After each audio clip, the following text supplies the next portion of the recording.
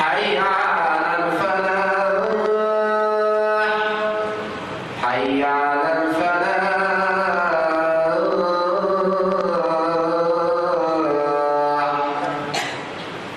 الله أكبر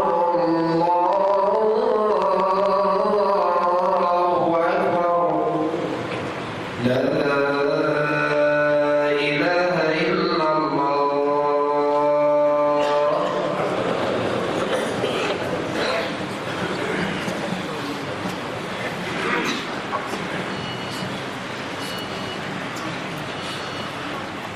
إن الحمد لله نحمده ونستعينه ونستغفره ونؤمن به ونتوكل عليه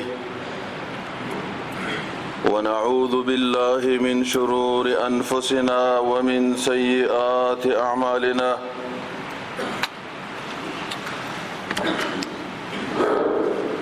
من يهده الله فلا مضل له ومن يضلل فلا هادي له. يا أيها الذين آمنوا اتقوا الله حق تقاته ولا تموتن إلا وأنتم مسلمون.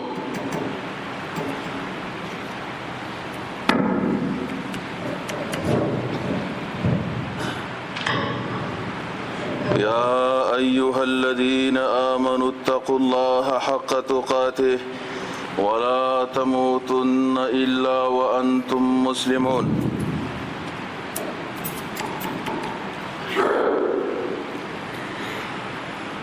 يا أيها الناس اتقوا ربكم الذي خلقكم من نفس واحدة وخلق منها زوجها وبث منهما رجالا كثيرا ونساء واتقوا الله الذي تساءلون به والأرحام إن الله كان عليكم رقيبا. يا أيها الذين آمنوا اتقوا الله وقولوا قولا سديدا يصلح لكم أعمالكم ويغفر لكم ذنوبكم ومن يطع الله ورسوله فقد فاز فوزا عظيما. أما بعد فإن خير الحديث كتاب الله وخير الهدي هدي محمد صلى الله عليه وسلم وشر الأمور محدثاتها وكل محدثة بدعة وكل بدعة ضلالة وكل ضلالة في النار. أما بعد فإن خير الحديث كتاب الله وخير الهدي هدي محمد صلى الله عليه وسلم وشر الأمور محدثاتها وكل محدثة بدعة وكل بدعة ضلالة وكل ضلالة في النار.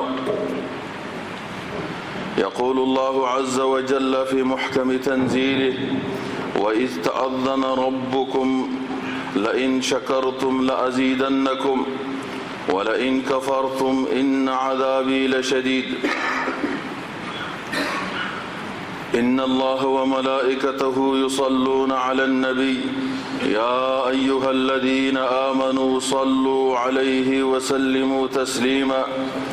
اللهم صل على محمد وعلى آل محمد كما صليت على إبراهيم وعلى آل إبراهيم إنك حميد مجيد. اللهم بارك على محمد وعلى آل محمد كما باركت على إبراهيم وعلى آل إبراهيم إنك حميد مجيد. إخواني وأحبتي في الله، إني أحمد الله عز وجل وأشكره شكرا كما يليق بجلاله على نعمه التي لا تعد ولا تحصى، وعلى نعمة خطبة الجمعة بلغة البشت للجالية الناطقة بهذه اللغة. كما أقدم الشكر الجزيل إلى كل من إدارة مساجد لمحافظة الجهراء وإلى إدارة مسجد الكبير على تعاونهم الصادق بخطبة الجمعة بلغة البشتو في هذا المسجد الكريم. اللهم لك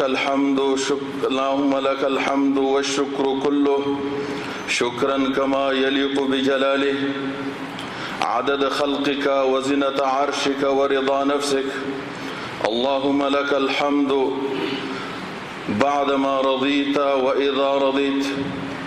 كما أشكر جميع الإخوة الذين ساعدوا معنا في هذا المجال. شكر الله سعيكم وبارك في جهودكم. اللهم احفظ هذا البلد واجعله آمنا مطمئنا سخاء رخاء وسائر بلاد المسلمين، واحفظ أميره وولي عهده بحفظك يا رب العالمين. اللهم وفقهما لما تحب وترضى، ووفقهما لتحكيم شرعك وسنة نبيك يا رب العالمين. وبعد، درنو قدرمنو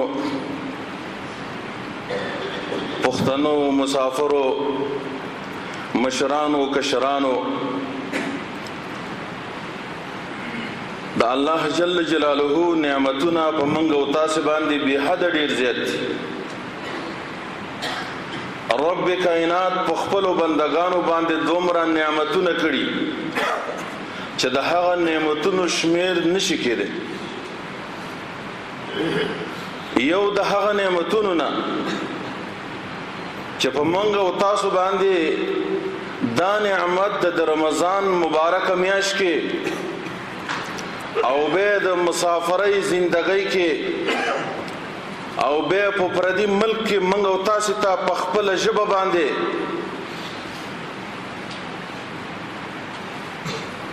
اجازه وشوله چې خپل ورونه دینی احکام باندې پوه شي. دا ورونه قرآن و سنت باندې پوه شي. ورونو در رب العالمین د نعمتونو نه دا یو عظیم نعمت دی چې په منګ او تاسو باندې پروژه کې او په دې مسجد کې د خطبه افتتاح اجازه وشو. دا د هر پښتون ورور د لپاره پکار دی چې د رب العالمین شکر ادا کړي. حدیث مبارک کې راځي، نبی کریم صلی الله علیه وسلم فرمایلی دي: من لم يشكر الناس لم يشكر الله. کم یو انسان چې د رب العالمین کم یو انسان چې د خلقو شکریا ادا نکړي، هغه د الله جل جلاله شکریا هم نه ادا کوي. علما د حدیث په شرح کې لیکي چې کم یو انسان عادت او خوی دی چې هغه سره په دنیا کې یو مؤمن مسلمان خیر ښېګڼه وکړي، یو نیک کار ورسره وکړي، احسان ورسره وکړي، هغه مؤمن مسلمان له پکار دی چې د هغه شکریا ادا کړي. او چې کم انسان دغه شکریا نه ادا کوي، ناشکری، نو هغه د الله جل جلاله د نعمتونو شکریا هم نه ادا کوي.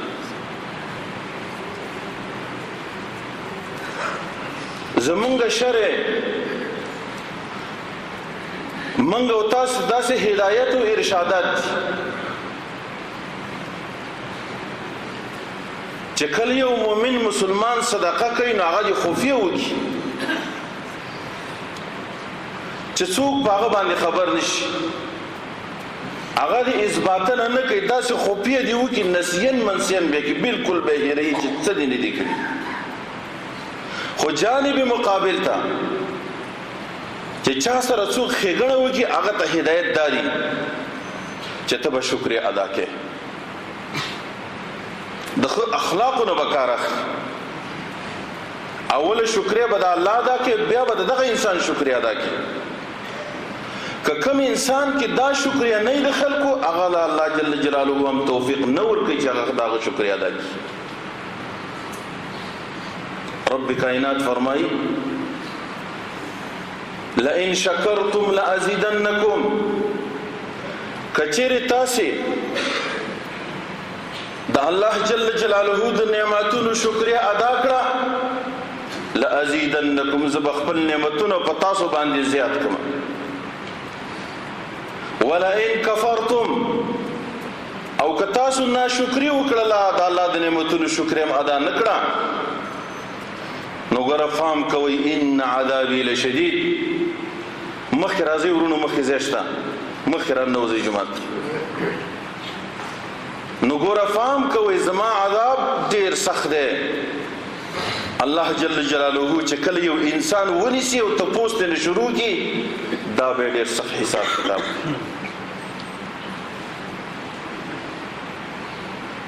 حدیث کې راځي ورونو حضرت معاذ بن جبل رضی الله تعالی عنہ فرمائی ويوزل نبی کریم صلی الله علیه وسلم ما ته فرمایلو لاس نه ونی ولم او راتوی فرمایل چې یا معاذ انی احبک فقال له معاذ رضی الله تعالی عنه بأبي وأمي أنت يا رسول الله إني لأحبك حضرت معاذ صاحب تا سردار کونین وای چې معاذ صاحب زتا ډیر زیات راته ګرانه ډیر زیات راته محبوبه حضرت معاذ ابن جبل رضی الله تعالی عنہ داغه جواب کوي دا الله پیغمبر زما مور او پلار دې د تانه قربان شي زما مور او پلار دې د تانه لوګي شي زهم تاسو نهایت زیاته مين لرم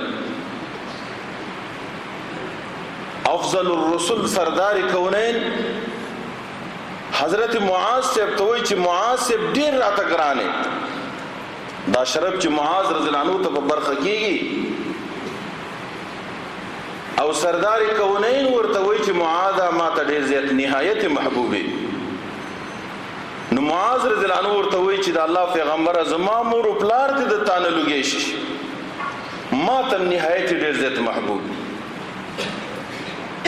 ورونو دا د محبت د صحابه او د پیغمبر مینس منګه هم دعوه کوو چې منګه الله او رسول سره مینه لرو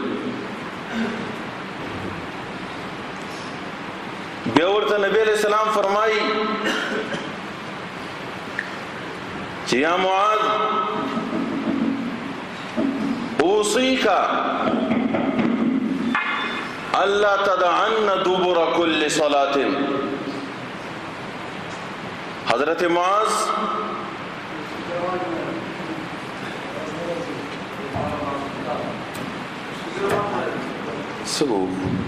حضرت معاذ زتا سره تا ته دا وصیت کوم تا ته زدا وصیت کوم چې د هر فرض مانځه نه وروسته به دا دعا چیرې نه پرېږدې هغه دعا کوم ده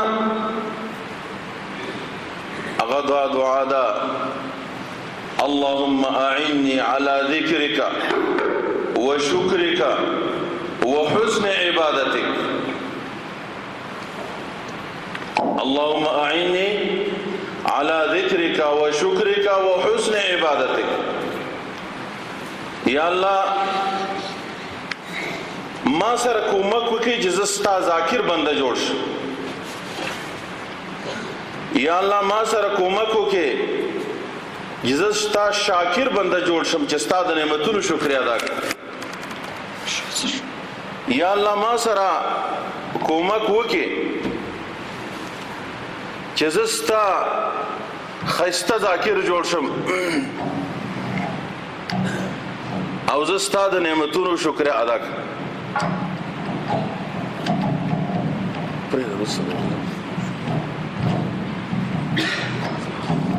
ورونو داو نبی علیہ الصلوۃ والسلام بس حضرت معاذ رضی الله عنه ته فرمایي چې ګوره دا شکریا ادا کول د الله جل جلاله دا یو دونه مهم کار دی چې د مانځنه وروسته به هم ته دا دعا کې چې یا الله مال توفیق د دې راکې چې ستا ذکر وکم، یا الله مال توفیق راکې چې زه ستا شکریا ادا کم، یا الله مال توفیق راکې چې زه ستا عبادت ښایسته عبادت وکم.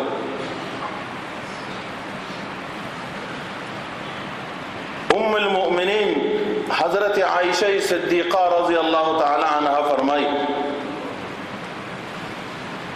وی نبی علیہ الصلوۃ والسلام بد شپې عبادت کو کان یقوم من الليل حتى تتفطر قدماه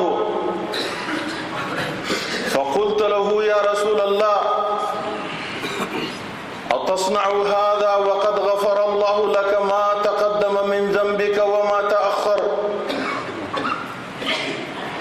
عائشہ صدیقہ وتفرمائی دا اللہ پیغمبرہ ته د شپې دومره عبادت کې قیام اللیل کې چې ستا خپې مبارکې وپړسیږي، دون ځان ته تکلیف ورکې چې زه ګورم پخې مبارکې دې پړسیږي، ولې دونه تکلیف ذات او ځان ته ورکې حالاً کې رب العالمین ستا مخکنی ورستنی ټول ګناهونه معاف کړي. نو نبی علیہ الصلوۃ والسلام ته فرمایي جواب کې افلا احب ان اكون عبدا شکورا. عائشہ زه خوښ نه ګڼم چې د الله جل جلاله یو شکر گزار بنده جوړ شم. الله په ما باندې څومره احسانات کړي، الله په ما باندې څومره مهرباني کړې دي. زه افضل الرسل ګرځولم، خاتم الانبیاء والمرسلین ګرځولم، اولنې پیغمبر یم، خو اول به جنت ته ځم. دا څونه د رب العالمین احسانات دي، نو زه دا غرب شکریا ادا نه کوم. نورونو د الله شکریا ادا کول دا د انبیاء او سنت ده، دا زمونږ استاد دین دی. قدرمنو زمونږ استاد دا میاش مبارکه، دا د رمضان مبارکه میاش دا د خیر او د برکت نه ډکه میاشت ده. حدیث کې راځي نبی علیہ السلام فرمایي اذا كان اول ليله من شهر رمضان صفدت الشياطين ومرضت الجن وغلقت ابواب النار فلم يفتح منها باب.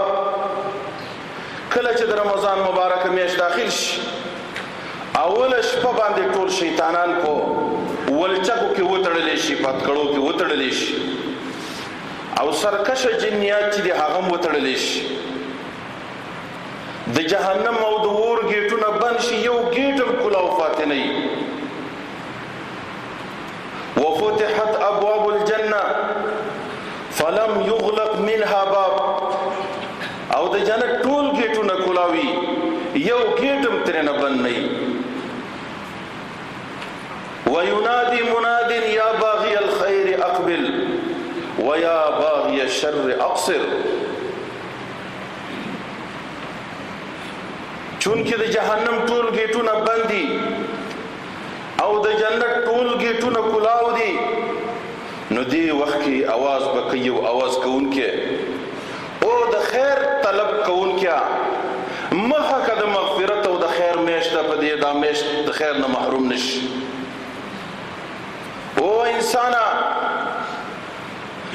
چې ستا اراده یې چې د شر طلب کې ګناه طرف ته د مخ او توجه یې پام کوه، ګناهونه کې زار برکه د ګناه نه. ولله عتقاء في هذا الشهر وذلك في كل ليله. الله جل جلاله دروجي په هر شپه داسې خلک چې د جهنم مستحق دا غنه آزاد یو کل حر کوي. الله جل جلاله دې منګ او تاسې د دې میشتې د عتقاء له حساب کی. الله جل جلاله دې منګ او تاسې د دې میشتې د هغه خلکو نه حساب کی چې رب العالمین هغه ته مغفرت په برخه کړي او مغفرت وته کوي. بارك الله لي ولكم في القرآن العظيم ونفعني وإياكم بالآيات والذكر الحكيم. إنه تعالى جواد كريم ملك بر ورب رؤوف رحيم.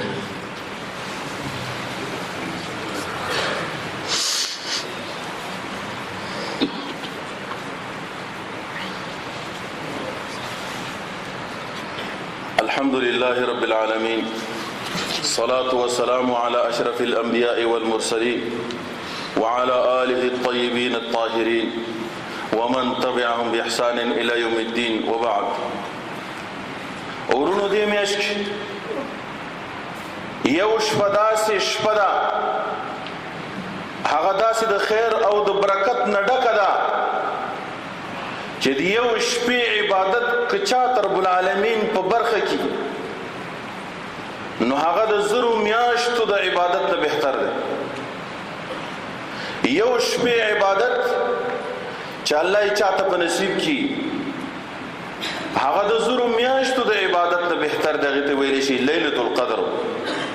نبی علیہ الصلوۃ والسلام فرمایي تحروا لیلة القدر في الوتر من هذا الشهر في عشر الأواخر من هذا الشهر. د لیلة القدر شپه هغه تاقو شپو کې لسو اخرنیو کې وګورئ. نورونو د علماو ټولو په دې باندې اتفاق دی چې لیلة القدر شپه دا په هغه ویترو شپو کې د وروستنۍ اخرنۍ دا اتفاق. بیا د هغې نه وروسته مختلف روایتونه راغلي دي. بعضې روایتونو کې راغلي دي چې دا 21مه شپه ده، بعضو کې راغلي دي 23مه ده، 25مه، 28مه، 29مه. اکثر علما کوم اقوال چې راځي 23مه او 28مه باندې زور دی. بیا په دې دوانو کې د 28مه شپه خدا هم علما لیکي چې دا هغه شپه ده چې نقلي کله کله رب العالمین په 21مه راولي، کله په 23مه راولي، کله په 25مه، کله په 29مه، کله په 20مه ګرځي نقلي کې. داسې الله جل جلاله دې منګ او تاسې د دې شپې د عابدینو نه جوړ کړي. انا انزلناه في ليلة القدر وما ادراك ما ليلة القدر ليلة القدر خير من 1000 شهر. د زرو میاشتو د عبادت نه د لیلة القدر شپه دا بهتر او افضل دي. د دې نه وروسته ورونو کله چې روزه ختم شي منګ او تاسو باندې رب العالمین صدقه فطر فرض کړي او واجب کړي. ابو سعید خدری رضی الله تعالی عنہ روایت يقول كنا نخرج زكاة الفطر صاعا من طعام وصاعا من تمر وصاعا من شعير وصاعا من زبيب. فرمای من به صدقه فطر د نبی علیہ السلام په وخت کې د څو شیزونو نه ایستله. یو د هغې نه کوم شی چې خوراک څښاکو مطعوم یعنی قوت البلد خلکو اساسي خوراک چې د هغه نه به م 1 صاع ایستله.